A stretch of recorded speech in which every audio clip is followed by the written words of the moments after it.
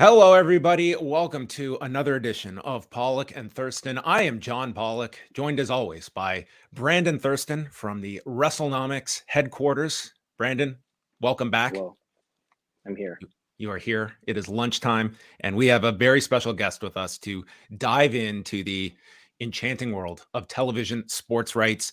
He is the head of Crakes Media, a former executive at Fox Sports, a heavy hitter. Joining us today, Pat Crakes is with us. And Pat, thank you so much for taking some time to join us. I have done my research into you, and Pat, you are maybe as smart a mind as we are about to pick here. Not setting goals too lofty here, but I mean, I'm very much looking forward to speaking to you today. Well, it's a pleasure to be here, guys. I appreciate the compliments. I'm certainly a hitter. I don't know about heavy. I certainly can hit you. I'll hit you. I'm not quite sure how much damage I'll do exactly, but I appreciate that. It's great to be here on the what I would consider the Dick Cavett of combat sports show here in the 2020s. So, well, I will give all that credit to one Brandon Thurston. He is pro wrestling's Dick Cavett. I feel he would certainly take that moniker. I wanted to start just sort of a big picture, Pat, as you know, we are looking, obviously me and Brandon kind of come from the professional wrestling side of things, but when we see, the NBA rights that are going to be such a massive deal coming up in the next few years, what are some of the stories or rights deals that excite you, that you are following with the most interest at the moment, as we seem to always be in such an interesting time period when it comes to the linear versus streaming model, and there seems to be a lot of appetite for people for digging in and learning more about this. Yeah, look, I think it's safe to say that sports media overall has never been more valuable, and that's across every kind of faucet that it exists, right? Whether it's in telecasting events, whether it's in commentary, whether it's in owning venues and live events. There's been a lot of investment and value that has been created over the past 10 years in sports media, as an attempt to try to draft off of the increase in kind of what I would call the experiential economy. Music's part of that, travel's part of that. It got disintermediated by COVID, of course. But the truth of the matter is that folks have kind of learn to kind of view their leisure time as kind of valuable. So they want to spend it doing things, right? Things they enjoy, things that entertain them. That's going to places, that's watching things that they find exciting. So sports media fits into that, and it's drifted upward along with that. So capital has obviously flowed there, and that finds its way into media rights, which are the apex way in which sports media kind of displays its valuation, because without the ability to reach mass audience, brands can't be built. You can't make, you have tons of fans. Most NFL fans have never been inside an NFL stadium. Most UFC fans haven't gone to a fight. Mm-hmm. The way they primarily, and even ones that do go regularly to events, they primarily interact with most of these sports through media, right? In particular through telecasting of live events. So yeah, I'm excited to see how NASCAR and the NBA do. I'm also excited to see how both elements of TKO are going to do, which includes the UFC and the WWE. And when Nick Khan did an interview a few weeks ago with Lightshed, he mentioned how his view is sort of that the middle tier sports properties in media, they might be under pressure soon, but properties above that, he apparently includes WWE in that, they'll be okay, at least in the near term. So I was wondering, do you have a view on that? And what would these middle tier properties be that he's thinking of? So for me, I tend to group sports media properties into three buckets: tiers 1, 2, and 3. And tier 1 is anyone who can get somebody else to pay them for their media rights, which basically ensures them in getting a multi-year contractual amount of economics, right? Which changes your business fundamentally. Tier 2 would be kind of media properties that deliver reasonable audiences, have large segments that pay a lot of attention to them. And maybe sometimes they get a small rights fee or a rights fee, but they have other aspects of their business model where they take more risk, but they execute on. So a great example of this would be another Endeavor property like the Pro Bull Riders, who Endeavor bought for $100 million. They had built their business on a time-buy media kind of model. Endeavor bought them, and they didn't abandon that model. Today, they're worth $1 billion. They still do time buys with CBS, right? National Hot Rod Association fits into that. So these are, and sometimes tier twos become tier ones, and the UFC is an example of a tier two that became a tier one, right? And then tier three is kind of everybody else who can create tremendously viable models. There's never been more of them. They buy media time, they find ways to organize and hold their events. And it's never been a better time to be a tier three property. I mean, think of all the diverse, just turn on your programming guide if you have linear television on any Saturday or Sunday and look at all the different sports networks, and you'll find everything from cornhole to rock climbing to slap dog fighting. So slap fighting, slap fighting, America's new stingiest sport. Slap fighting is out there, and these folks use different kinds of models, but they don't get rights fees to build value, and that's kind of the buckets I put them into. And I think what Nick's talking about is actually completely tier one. And tier one's got maybe 10 to 15 sports in it in the United States. It's the smallest group, right? And in that bucket, there's one property that lives by itself, the NFL. They kind of transcend everything. Okay, so they're their own. They take them out. They're not an example for anybody. Really, they're not. They're their own thing. And I think what Nick was talking about was, there's different grades of tier one, right? There's some people like the NBA who are going to double their media rights or do 50 to 60% on their media rights because they deliver millions of viewers with all this inventory across an 8-month period to include playoff games. They air on Tuesdays and Wednesdays and Thursdays and Friday nights. Everybody wants to be on Saturday, but if you can deliver millions of viewers on a Tuesday night, it gives you tremendous value. The NBA, is going to get their value, but at the lower end of the tier one kind of category, there are sports media properties that get media rights, but they may not grow their rights. The problem isn't so much losing your rights. The problem is there's been a large anticipation among most tier one sports media properties that they would do very large rates increases. If you went back 5 years ago and you were a tier one sports media property across the board, you were probably expecting to double your media rights in your next negotiation. And I think what Nick's talking about is thanks to the decline in the pay TV bundle, which was a fabulous system, a natural monopoly system that basically was enormously profitable for 30 years and threw off a great amount of economic value, and content costs followed that. That's stopped, right? That system is in decline, secular decline, and the new system that's replaced it, or is right now working incrementally to it, but is becoming gonna probably replace it. The digital distribution, of which streaming is the main way to do it, does not produce the kind of profits that the natural monopoly pay TV bundle did. As a matter of fact, it really produces none right now when you look at it all in. There's examples of people who make a great living streaming, including First Mover on the entertainment side, Netflix, but they had to borrow tens of billions of dollars. And quite frankly, the economics aren't that fabulous of that business. And that's a feature, not a bug of streaming. And so the revenue isn't as big as it used to be, but the content costs haven't adjusted. So those have to do something. Either revenue's got to go up somehow to some replica multiple of the old system, or content costs have to adjust. And that doesn't mean that the NFL goes backwards or the NBA goes backwards or the UFC or the WWE go backwards. But what it might mean is that you don't get all the growth you want, or you go flat. And we've seen examples of it already. On the entertainment side, it's very obvious. Everybody's cutting back on content spend, right? On the sports media side, take a look at a property like Thursday Night Football. So the NFL is its own thing, right? But it's established packages, of which Thursday Night Football is a late stage peak bundle package, right? That never really had a true home. It didn't have anybody inside the established system that wanted it. So it turned to a new incremental provider in Amazon. who gave it a great bump up off of $650 million. And it left the established system. And the established players were not sorry to see it go. They just simply couldn't drive any value with it. That's counter narrative to when the idea that the Amazons and the Apples of the world were going to outbid everybody for this content. They haven't outbid anybody for any content. What they've been doing is they've been taking the pieces of the content inside the established system doesn't want anymore.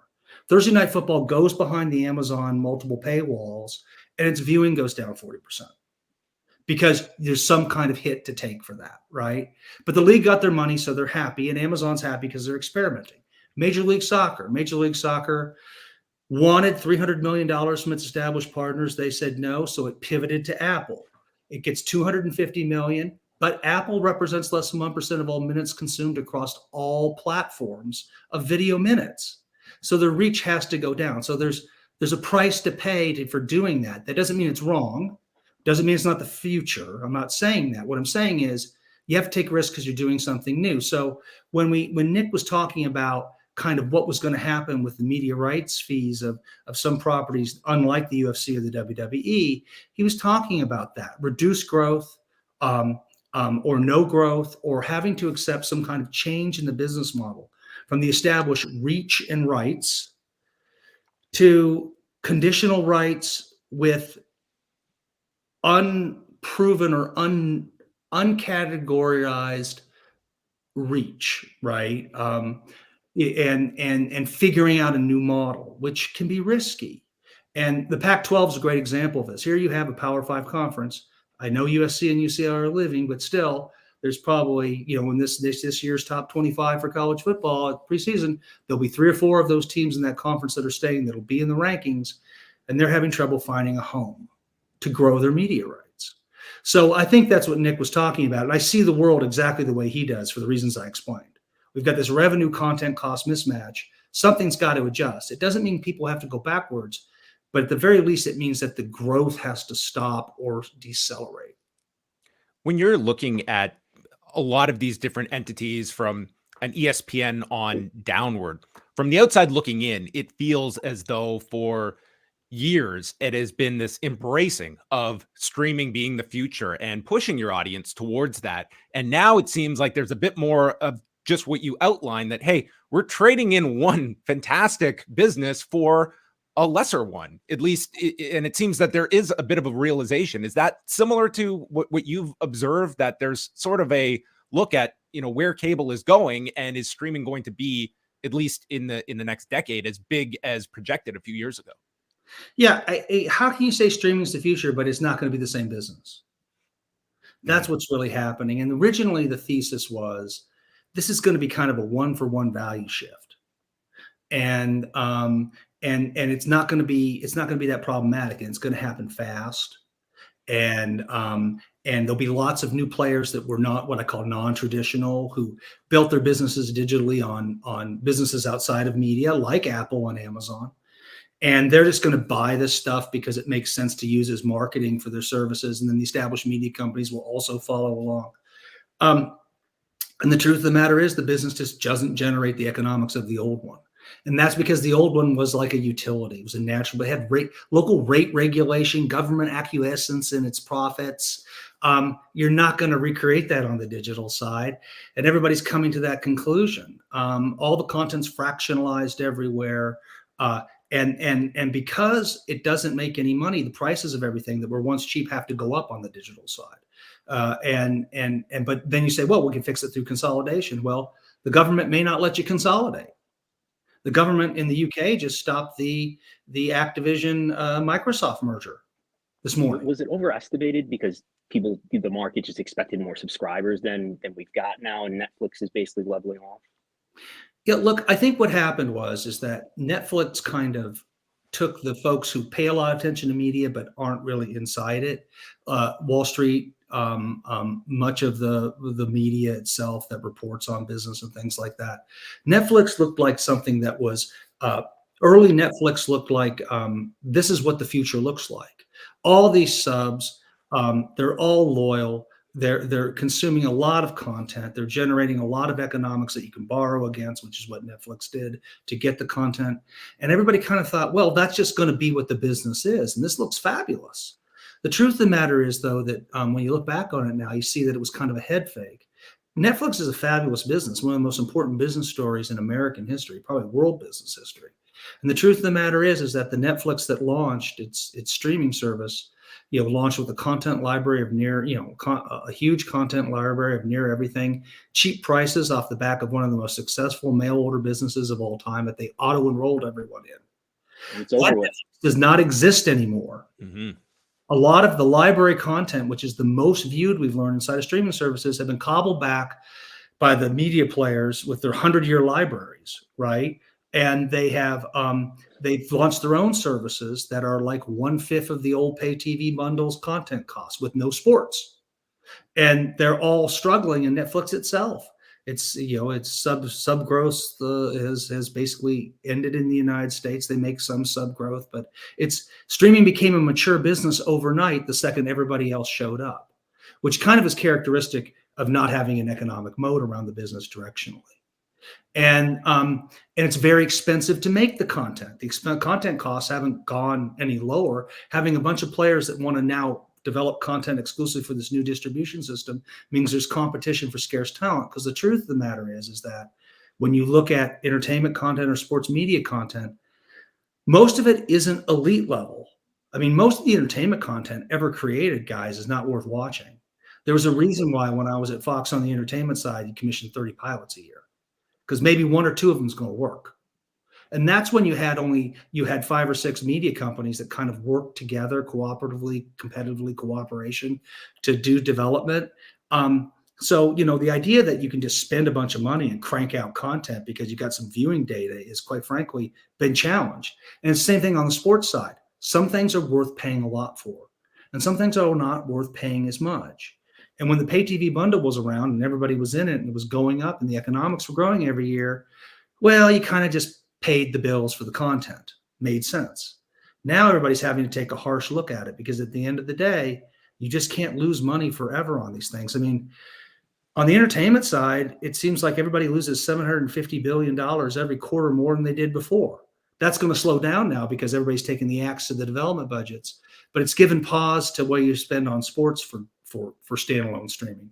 And by the way, Amazon and Apple aren't looking to bail out the media business. They didn't get their $100 billion cash balance sheets by making bad decisions. This is largely an experiment for them. They're trying to sort out where the value is. And these companies enter and exit experiments, billion-dollar experiments, all the time. They could exit media tomorrow, and they would be fine with it. It's not like they're about to acquire Paramount or Fox or something like that. Yeah, they could do lots of things. They could buy one of those guys. They don't really know exactly how the value between investing in media and their other businesses are going to work. They think there's something there, but I'll give you a great example. When I left Fox, I went into the music business for multiple years, did decently there. When I came in, everybody's like, oh man, Ticketmaster is going to get crushed by Amazon. Amazon's going to crush Ticketmaster. They got all this data. Now, I'm a data guy. I started out a data guy. I became a programmer and a strategist and a negotiator. And so I know all about data. I love data, but this idea that somehow because you got data, you win, it's how you use the data. And a lot of data isn't useful. And, having more data is not necessarily better data. That said, I'd like to have more data, but the 6 months after everybody was telling me that, they exited the ticketing business because they couldn't compete with Ticketmaster. And by the way, after we did our first couple shows in Vivo, I understood why, because Ticketmaster was our partner. Because Ticketmaster knew what they were doing, and they could give you things that nobody else could give you, including Amazon. So these companies invest lots of money and take lots of risk in experiments, and they're not necessarily going to be the solution to the problem. And the big media companies they have to stay and invest in these digital platforms.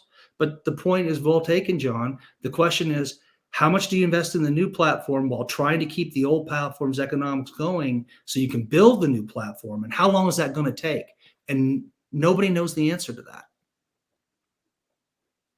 I wanted to also go back and look at, with WWE and UFC, you can see so many parallels in how these businesses are run and why they are so attractive to networks. You having firsthand knowledge, seeing the UFC coming to Fox in 2012, how did you view that property at the beginning of that deal and seeing what it exploded into and then being sold in 2016?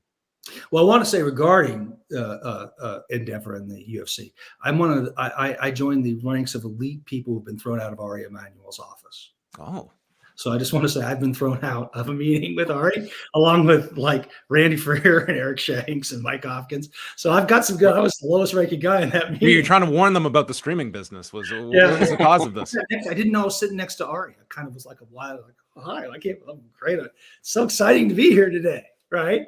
And he threw us all out. But anyway, that was during the UFC negotiation. Anyway, I thought that the UFC was a great investment when Fox partnered with them. Eric Shanks had developed that relationship when he was at DirecTV. He brought it over with him, and it was a very successful partnership. It was one of the key cornerstones of being able to turn Speed into Fox Sports 1, which was a multi-billion-dollar valuation exercise for 21st Century Fox, 21 CF at that time, now Fox. And so, we believed and saw the value. But we were strictly licensing the content. And I think one of the things that ESPN was able to do that Fox wasn't able to do was that they were able to offer, though Fox did try to look at this and tried to figure out a way to do this, they with ESPN Plus, they were able to put together a successful way to air pay-per-views, pay a large enough license fee to Endeavor and the UFC that meant that the UFC could take the risk of operating individual live events off the table for themselves, which they were still doing when they were at Fox. And they could focus in on simply running the business, right? ESPN pays them a license fee and accepts kind of the risk on the pay-per-views. And then the UFC participates on the upside over a certain threshold. And that is a great model. And if you listen to anything Ari says, he always talks about stable cash flows. And that's a stable cash flow. So, the UFC was that was always possible for somebody to monetize with UFC. ESPN figured out how to do it. It really basically gave ESPN Plus a reason to exist in the early years of that deal. And the UFC has been able to expand and maintain the quality of their content because they control basically most of the quality mixed martial arts fighting in the United States and in the world. And Dana can make the fights that matter in an efficient manner. So, it was great to be a part of helping build that. Dana and Craig Borsari were great people to get to know and work with, but they made the right move in going to ESPN because it enabled them to focus more in on building the business, which is making great fights and servicing the fans and learning less about risk on every single pay-per-view. ESPN took that risk off the table by paying the rights fee they did. So in this next iteration, in this next rights fee negotiation that's going to probably start at the end of this year, I would look for them to do that even more. And that's where it gets interesting because certainly ESPN is a great home for the UFC. But because of the worldwide pay-per-view possibilities, one of the non-traditional digital players, this may actually be an acquisition that makes a lot of sense to them. For Disney to look at purchasing UFC. Well, for the Disney to re-up and renew, yes. But for Apple and Amazon, the pay-per-view aspect of the UFC and even the WWE on a worldwide basis has to be very appealing because that's something that sits inside. That's something they can actually do, right? So you think about an Apple, if they acquired UFC rights on a worldwide basis, they could offer the pay-per-views on every, they could lever their device penetration in a way that is synergistic to their creation of devices and their core business, which they're a device manufacturing company. So how do those pay-per-views? I think those pay-per-views have good synergy with that. I think it's the same with Amazon and the products that they offer. So it's going to be very interesting. The non-traditional players, aside from Thursday Night Football, haven't really knocked the park out with any real strategic acquisitions, right? They haven't fit the narrative, right? 5 years ago, Facebook was going to own the NFL. That was literally it. I think I was quoted in some NBC News article about when I first started consulting after I was done with InVivo, about how Facebook was clearly going to have the entire NFL. Clearly. Clearly, was gonna book on or bid on WWE, and they were doing mixed match challenge at the time. yeah. And I express skepticism, but when I think about the pay-per-view business of both the WWE and the UFC, I think that has some synergy with what both those two non-traditional digital players. It fits into their other businesses as a marketing tool really efficiently. So it's going to be WWE back to pay-per-view. Yeah, I mean, I think you could see somebody take a run at it, try to get it away from Disney, assuming the nature of the back end rights allow that, right? Which are always important to know. Back end rights are the rights that the person you have to deal with has to match an offer, or as an exclusive window, they get a right of first refusal. You have to bring a deal to them, right, before you can go out and negotiate with anyone else. But I think it's going to be very interesting with both the UFC and the WWE, because I think they are going to attract some interest from a non-traditional digital player. I think they will. And this is the Peacock deal will be ending, I think, March 2026, and the UFC deal will expire someplace close to that. So they will be, our new favorite word is coterminous. Those deals will end. They may be negotiated together.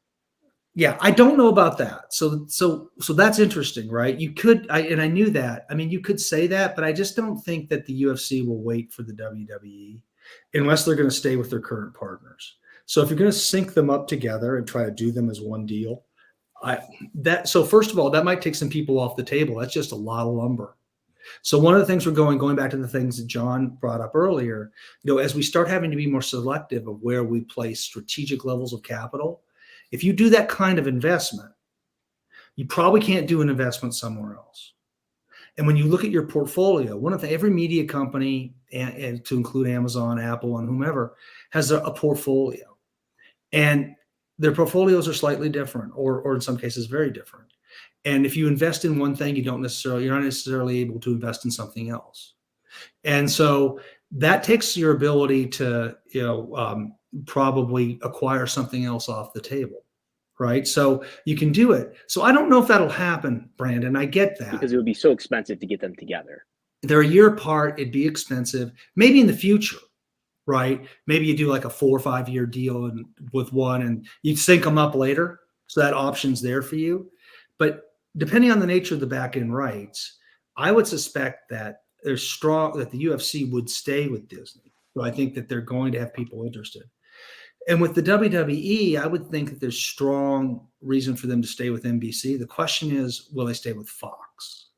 And that was going to be my next question, is that so much is under this umbrella of NBC Universal, and even the unique promotion that on Fox, they are directing you to their monthly event on Peacock as well. Yeah. And how you look at this 2-hour block, and kind of like Fox's thoughts of like what replaces this programming, and is this a relationship they want where so much is under a competitor of, like, does SmackDown just be something that NBC Universal would want to take all of this in-house?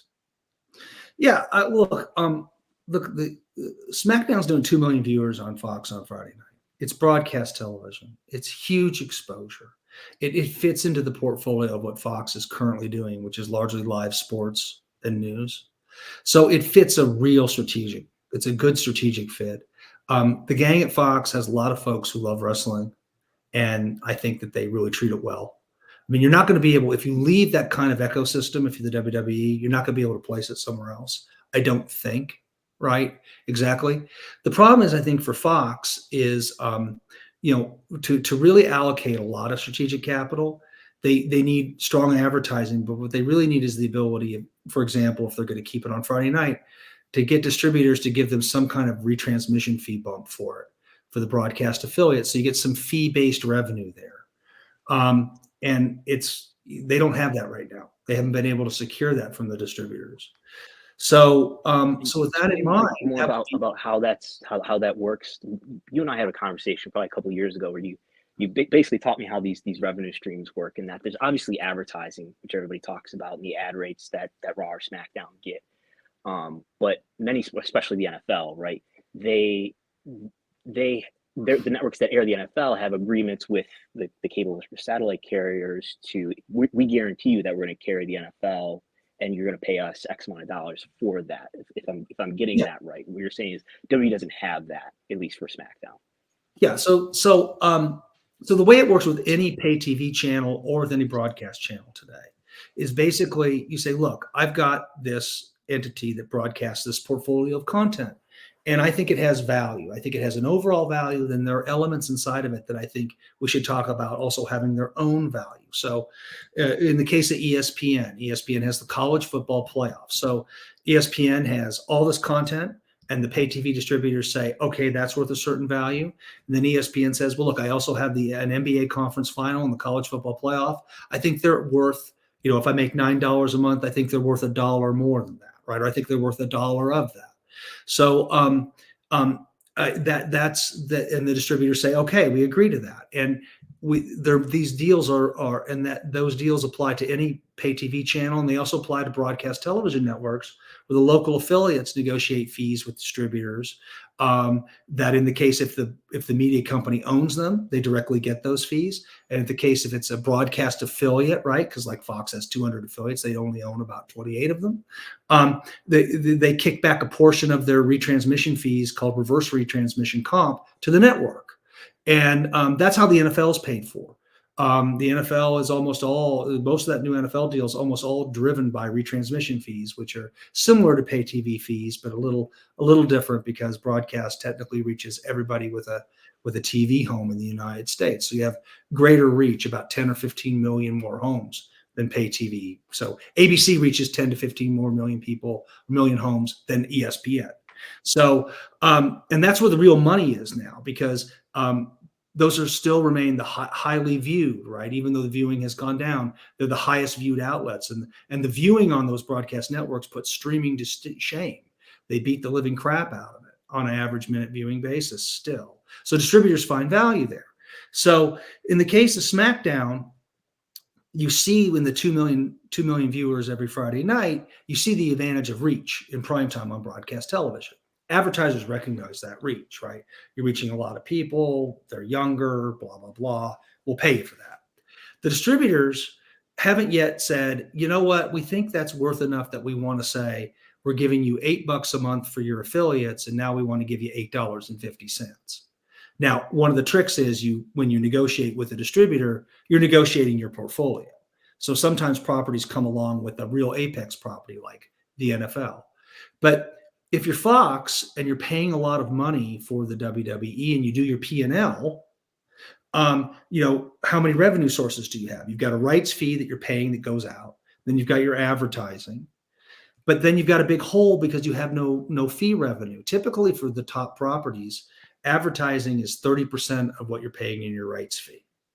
The rest of it comes back from retransmission or pay TV fees from distributors, which are multi-year contractual. So advertising, remember, is cyclical. Every year you do it over, okay? That's why in recessions, advertising revenue goes down. So it's hard to plan for it. It's variable. But when you do a contract with pay TV distributors for fees, they come in regardless of the economy. They're multi-year. The check arrives. And that gives the business stability.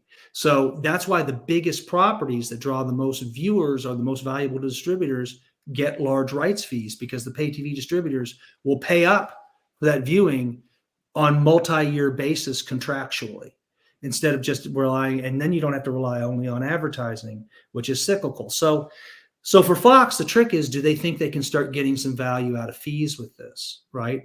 Or are they doing well enough with their investments in the NFL and the Big Ten with retransmission fees that they don't need to worry about that with the WWE, and they want to keep it there? Because definitely the WWE is going to want a bump. And also for Fox, when they get done with the WWE, they have a NASCAR negotiation. NASCAR is strategic to them. NASCAR gets them pay TV and retransmission fees. And then they have to turn around and begin to look at Major League Baseball. So these are the kind of things you think about if you're managing a portfolio of content at a media company, and you have to figure out what you're going to pay for or you're not going to pay for. So it'll be interesting to see it. My inclination is Fox would want to keep this, but the truth of the matter is they may decide that they don't have to because of some of the other investments they've made, and if I'm NBC, there's some incentives to look at taking the whole thing, right?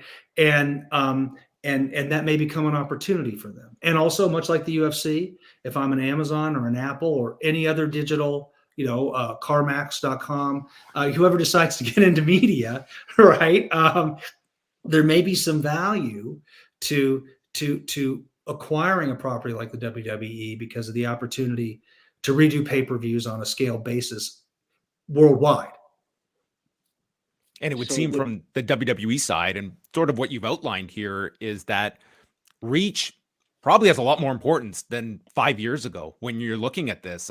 F1's an example as well, sticking with ESPN when reportedly they had a larger monetary offer on Netflix, and there's a lot of synergy there with Drive to Survive. But reach has a high premium, and I would state that with the loss of cable homes, broadcast outlets are something a lot that just are escalating in value, I would say.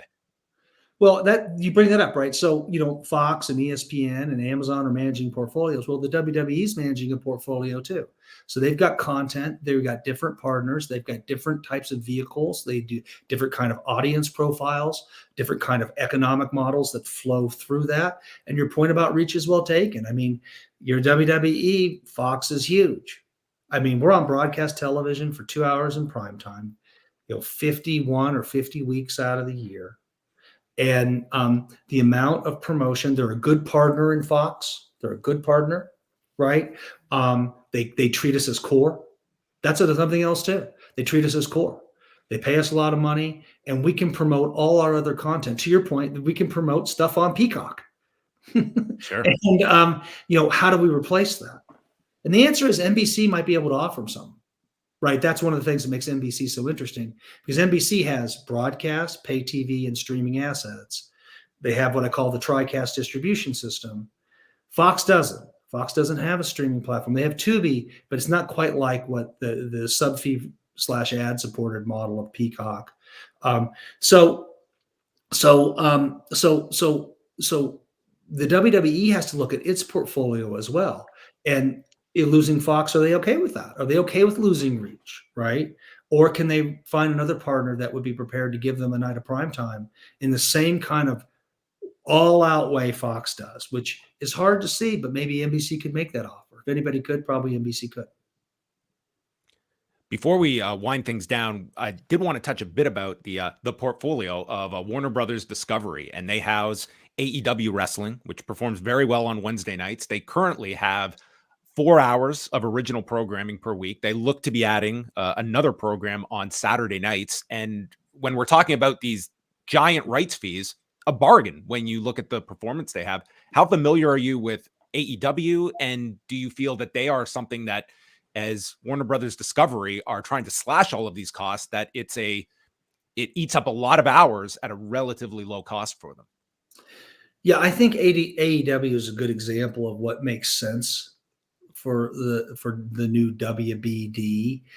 This is a success story for them. They basically manufactured this content, and it's been successful. And so as they look into the future, the beauty of it is that it meshes well with digital assets. So they're gonna take the Eurosport model that they own in Europe, and they're gonna bring something like it to the United States. And they're going to create their own TriCast system, right? The best they can. They won't have broadcast, but who knows what's going to happen in media realignment, right? But the truth of the matter is that the AEW is great content for them. And the manufacturing of it was inspired, and it made a lot of sense for them to do. So they have to feel very successful with that. Obviously, the interesting thing about wrestling is it has all the elements and advantages of live television and sports, but it also it has all the greatness of scripted programming, but also all the risks with scripted programming, which is, sometimes the storylines don't work right. Right. And so, I always tell people wrestling is interesting because you have to have writers, right? And you have to be able to create compelling stories. And most sports manufacture those on their own, and so you need both of them. Then you need talented athletes on top of it, right? I mean, very talented athletes. So I view that as a major success. It's a great example of what people have to do more of. I think as we go forward, media companies probably will look to do that.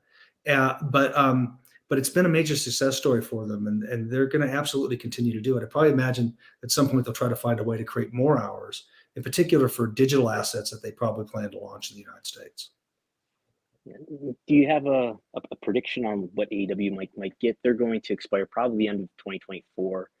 They're currently getting about $44 million in average annual value, and that's what, about a quarter of what, say, SmackDown gets for 2 hours on Fox. It's not doing the same rating, of course. It's doing about half the viewership, but that's a quarter of the value, about half the viewership. And how much does one extra bidders come into play, and just the legacy of the brand? W is a much longer, a much longer lasting brand, and AEW is very new. Just like how much do those things weigh in? I think one of the interesting things for the AEW will be what happens with the WWE. If the WWE goes away from broadcast television, right? And you're Turner, you there's less places to find wrestling now on the best distributed networks, right? Fox for AEW if SmackDown went away. I don't know. It could open up a relationship with Fox, maybe not on the broadcasting network, but it could open it up with the other Fox assets. But I think the AEW, if I was sitting at Turner, I'd be looking at trying to figure out a way to whether there's a larger investment for us here, right? And a lot of that's going to have to do with what their plan for streaming digital distribution is in the United States, and what they believe investing in the AWE and making it bigger and larger can do with pay-per-views and their own proprietary library content. Because there's an opportunity there to own this stuff. The one thing about wrestling that is important is that the library seems to be pretty evergreen, right? And so you can mine that, and in a couple more years here, there's going to be a real extensive library for the AEW that you can build some kind of platform off of. So I think they're going to do better than what they're doing now. The question is, what will Turner do? And it's hard for me to see Turner walking away from it, or the WBD walking away from it. But at the same time, you get zazzed a lot these days, guys, over there. But by the time they get to the AEW, he will have been done right-siding what he believes the costs are. And they'll get the nice thing for the AEW is that they're going to get a clean look with a WBD that's kind of got its cost side in order. And they'll be able to do a real valuation exercise. They'll be out of triage mode, and they'll be looking for places to invest. And they're going to get a look at that. And that might be the opportunity for AEW. They'll still have NBA coming up. They'll do AEW. AEW is expiring like a year before NBA, I think. All right. So what year is AEW? So sometimes I get them 2024, and I think NBA is expiring 25.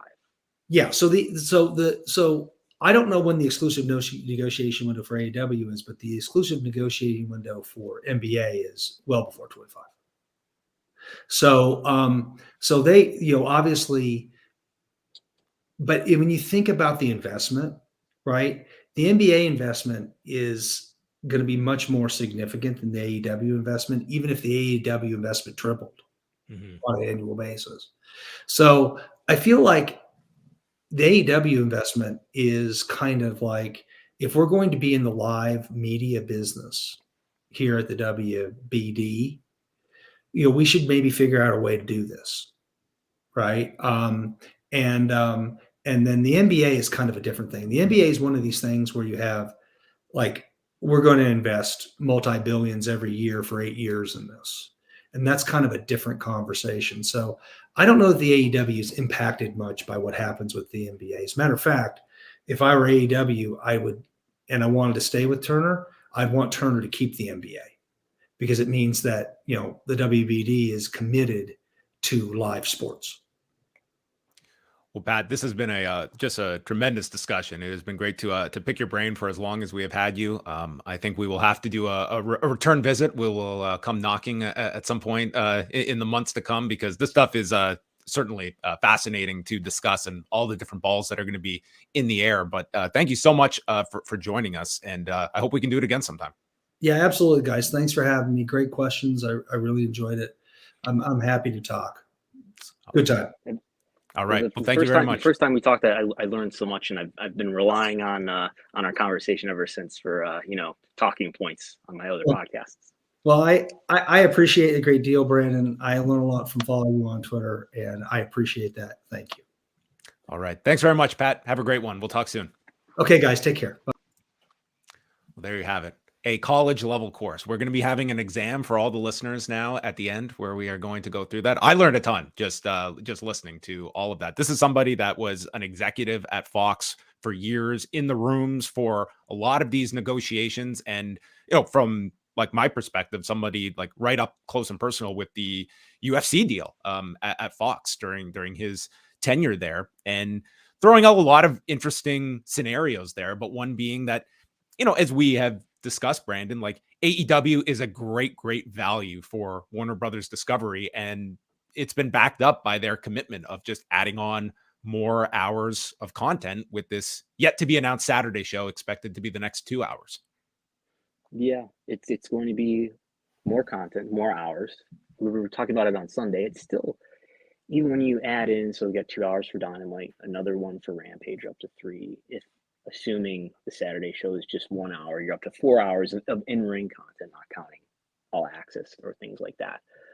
That's, just Raw and SmackDown alone are 5 weekly. Then you add in NXT, that's 7. I mean, just to compare the two wrestling companies, AEW would still be well behind the weekly hours of WWE. But yeah, we're in this era, I think, where tonnage, you heard the buzzword tonnage lately? Tonnage. That is, we give them tonnage. We give them more and more hours of content, and there's a cost to that. I think, like, is it going to wear down your fans? Is it going to dilute your ratings in your other shows? But it's something that the networks want, because it'll probably do a better rating. I would think, at least certainly at first, that Saturday show is going to do a better rating than the rerun movie that they're going to play, this coming Saturday. So we'll see how it goes. And there's also the other side of this whole coin of these escalating rights fees and the amount of money being sunk into these, streaming outfits. And we're seeing that directly this week with the latest ESPN layoffs. I think I saw the figure that of the past like 5 series of layoffs that this has been, pretty much every other year, it's something like 1,300 jobs that have been, that have been lost during all of this. And that seems like that's going to be a continual theme for a lot of these broadcasters as they're looking at all of this. Yeah, Before we for WWE in a little while, but just one other thing that comes to mind following that conversation is we've focused so much on somebody buying WWE over the last several months, obviously. And if you look at the sort of relatively nascent state that AEW is in, if you're WBD, although you are in this fiscally conservative mode since their merger, wouldn't you want to own AEW?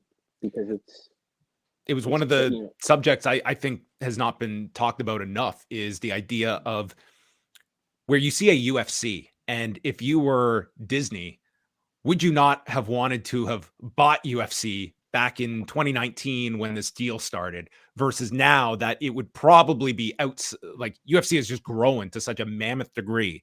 WWE has grown to such a mammoth degree. AEW is still in a relatively embryonic stage, that the idea of buying it outright now, like what would that valuation be for AEW? It would be something I think any broadcaster would be looking at.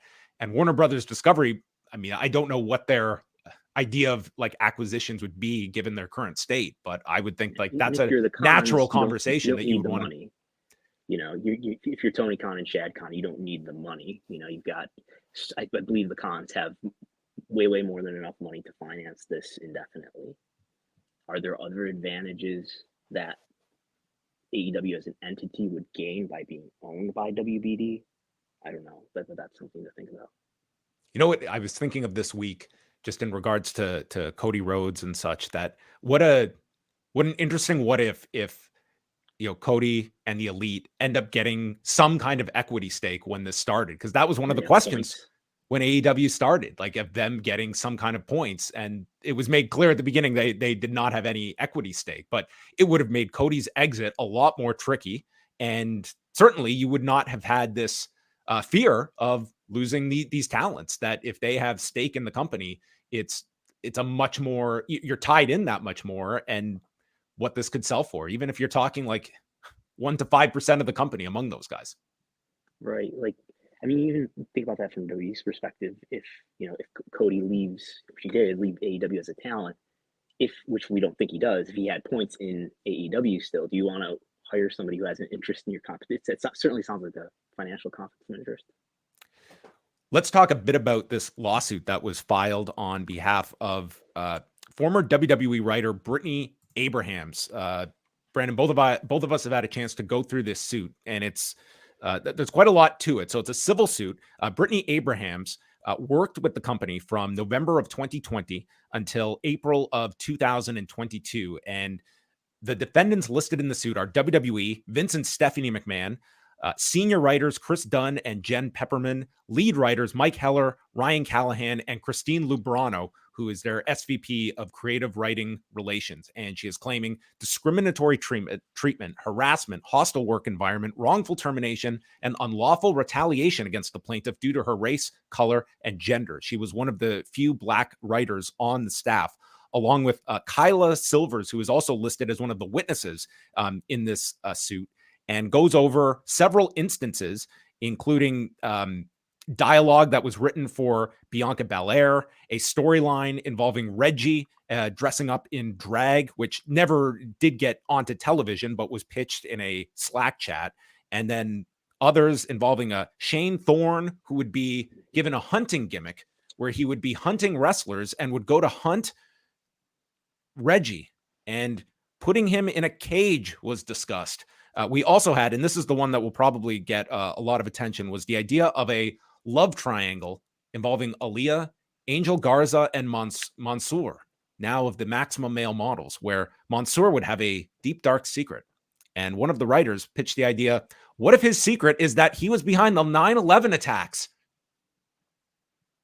That's what the complaint says. And there's other talent mentioned, the Apollo Crews using the Nigerian accent, which we did see.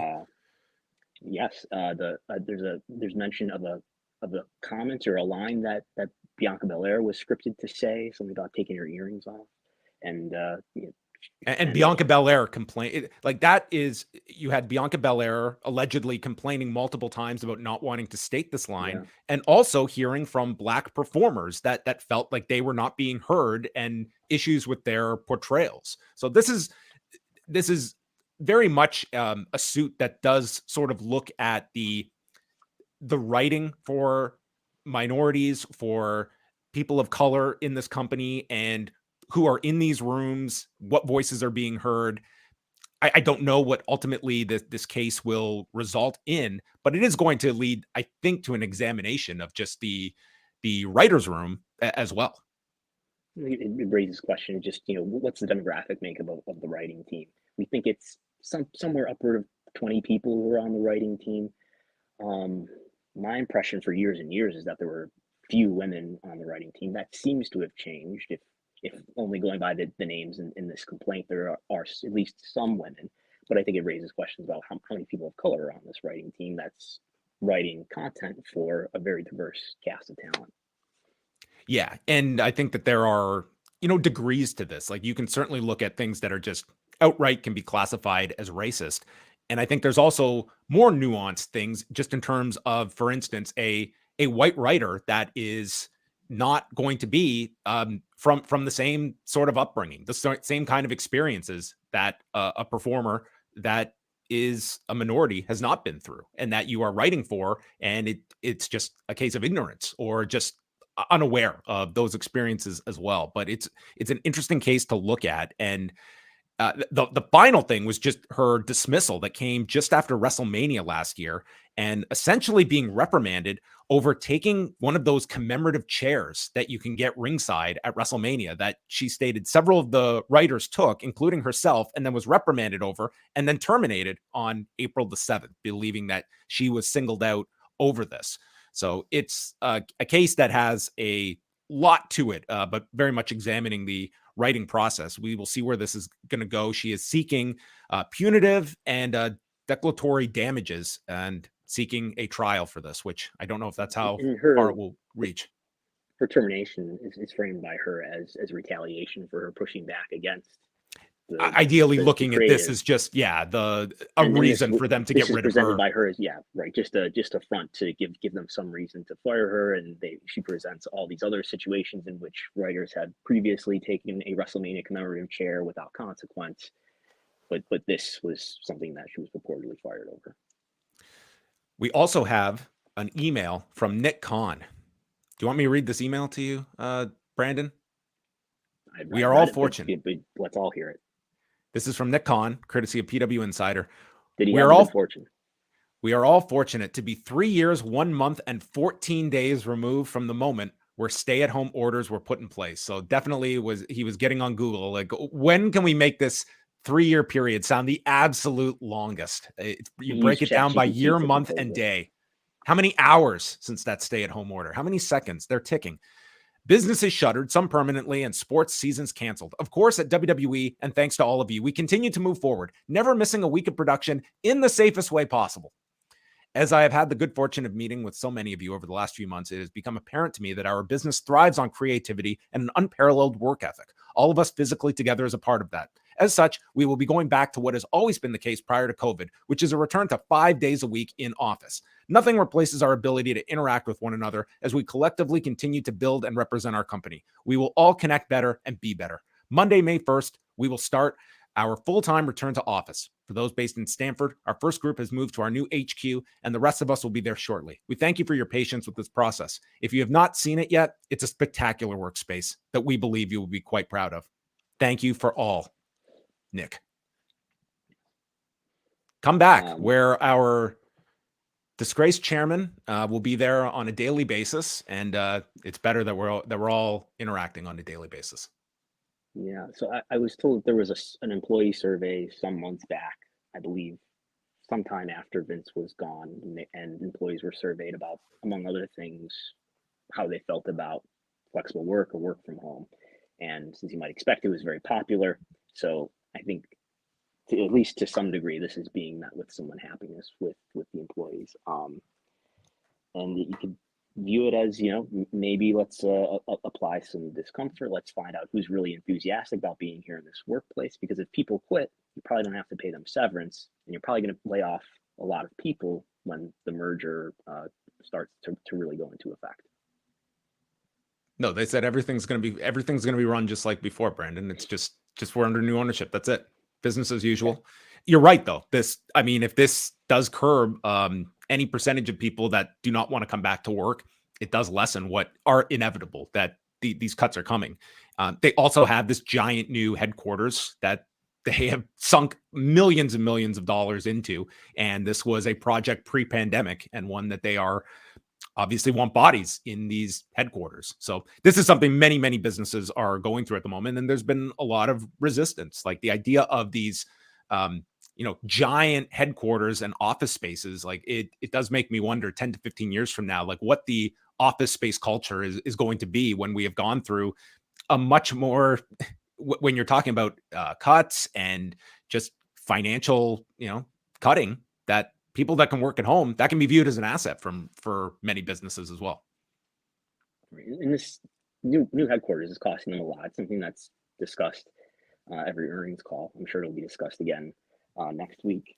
And I to some degree, you probably feel like, well, we might as well justify the cost. It's not something that they, in all likelihood, need or would have planned if they knew that they were going to definitely do a merger like they have. Because the last thing you need when you're going to cut a lot of people is a lot more office space. The last question before we let you go, Brandon. What is the topic from season 4 of Dark Side of the Ring that has your interest. Have you seen the 10 confirmed topics? I have seen it. I'm gonna have to remind myself. I saw you tweeted earlier. We've got Chris Candido and Tammy Sitch, Magnum TA, Adrian Adonis, Doink the Clown. They don't specify which Doink the Clown. I assume this is going to be a Matt Bourne-centric episode. Junkyard Dog, Marty Jannetty. I hope they bring in the modern day doinks, the doinks that Alabama doink and all the doinks that are working the indies. Then, Now, Forever, Together, Doink. Marty Jannetty, Bam Bam Bigelow, Abdullah the Butcher, Bash at the Beach 2000. One of these is not like the other. And the Graham family. Eddie Graham, Mike Graham. Bash at the Beach 2000. It just kind of sticks out. Like there's going to be a lot of depressing stories in this season. And then there's Bash at the Beach 2000, which maybe that's there for some levity. I'm sure they'll get Vince Russo to talk about it. Maybe Magnum TA. That seems like one of the topics here that's not been done quite a bit, and he's obviously still around. The Graham family is like, you have not had like a really deep look at Eddie Graham. There was a Championship Wrestling from Florida documentary a few years ago that High Spots did, but it is, if you're not familiar, like it's such a sad story. Like Eddie Graham, the famous promoter, killed himself in 1985. And then his son, Mike Graham, first of all, his son, Mike Graham's son, took his life. And then 2 years later, Mike Graham took his own life. Like you have like 3 generations of death here. And it's just a horrible story. Like I can't imagine this one is not going to be a very heavy, very much in the vein of the Von Erich story. Yeah. It's a lot of, it's sort of like the Observer tributes book here. We're getting all the subjects of people who have died at pretty young ages in wrestling. So there you go. That's coming up May 30th. Vice TV will have that.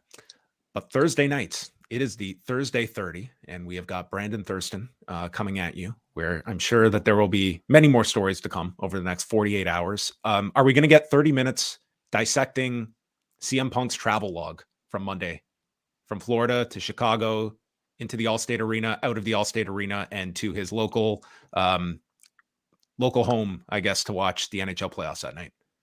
I don't think he's being tracked, but we'll see. There's a big announcement coming up tonight on Dynamite, right? What's the big announcement? Big announcement. What's the drop-down menu state? Where are we going? What are we going to be talking about tonight from Tony Khan? I don't know. Is it the new TV show? I would think that they're going to wait until May 17th, until the upfront, to reveal that. But what if he announces we have a new show, but we're not going with Collision? It is AEW Tonnage. Tonnage. That'd be good. I haven't seen a trademark filing for that though. There you go. Dynamite and Tonnage, co-terminus AEW flagships coming your way potentially. Well, I want to give all credit to Brandon Thurston, who brought Pat Crakes onto the show. I was very much looking forward to this discussion with him. I did. I had to go back and learn a bit about Pat Crakes, of like what an interesting life that this man has had. He served in the military, then goes to Fox Sports, rises up the ranks. I mean, that's quite the career pivot. Yeah, certainly. All right. But yeah, he's just somebody who suggested to me a couple of years ago that I get in touch with. This was in the height of the key demo debate, I guess. And I needed someone of credibility to explain to me whether the key demo really mattered, or how it mattered, why it mattered. Does P2 Plus, the total viewership, matter as well? And that's where he explained to me, among other things, that sort of what we were talking about earlier in terms of carriage fees or retransmission fees, that programs help networks and their portfolio of networks. I just imagine like a big folder.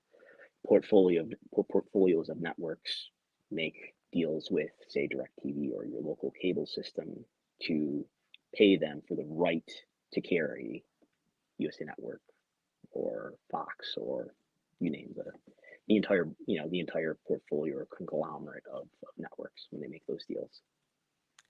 What do you think? The moral of that story was P2 Plus matters to that extent if wrestling companies are able to contribute to that, which is kind of an open question, I think, still. Like there could be ways in which Raw and or SmackDown contribute to that. Maybe is it considered sports programming that contributes to a minimum of X hours of sports programming that the network has to provide to the carrier? All of these deals will be different. Fox has a bunch of different deals across the U.S., and so does every other conglomerate, I would imagine.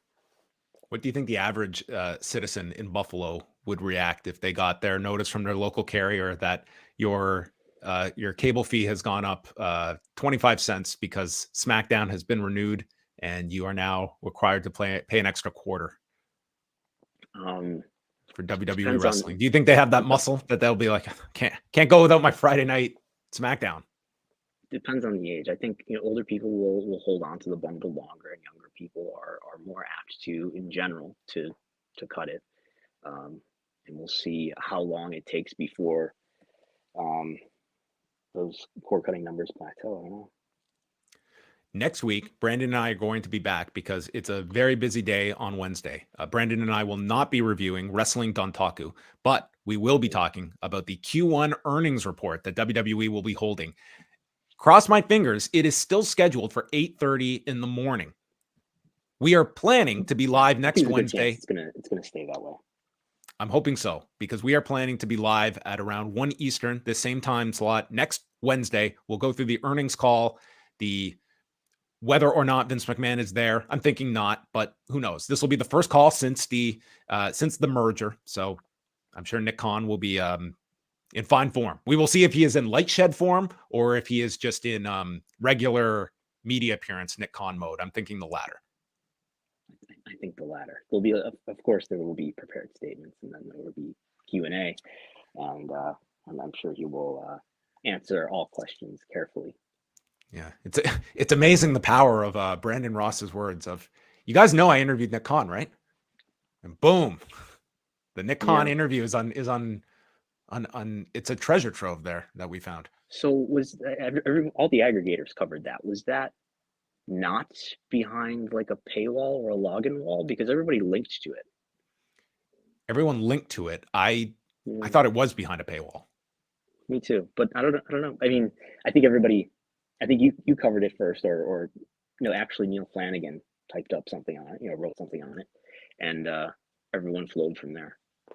It's uncovering the light shed media call with Nick Khan, which was quite the interesting chat. So we will have plenty of Nick Khan to speak about next week. You can follow patreon.com/Wrestlenomics, where you get the Wrestlenomics 30 every Thursday with Brandon and the Pro Wrestling Industry Report for 2022. Brandon's graphs in fine form, breaking down every single company, every metric you could want. This is stuff that I think executives at every company would want to be signing up for to figure out how their business is doing. This is certainly, I imagine, a labor of love, Brandon, that you put into this, but it's excellent. I cannot recommend it enough to people. In other years, it has been upward of 60, I think maybe 70 pages last year. This year, it's 20-something pages. I'm releasing an annual report here in late April. I didn't think I was going to get it done. I think I was just busy with other stuff and reporting ratings and reporting on the merger and other stuff that was going on. So I didn't know if I was going to get it done. And then I still have to reply to an email that somebody sent me. It was like, hey, do you have anything that compares WWE and AEW? And I was like, you know what? Let me just make up a bunch of slides real quick. And it's always something that I think is going to take this will take an hour or something. But it ended up being only a few days. So one suggestion, I think for future years, I think you need to have the cover figure, much like WWE puts out. Who will Brandon put on the cover each year? But that opens up an intellectual property can of worms.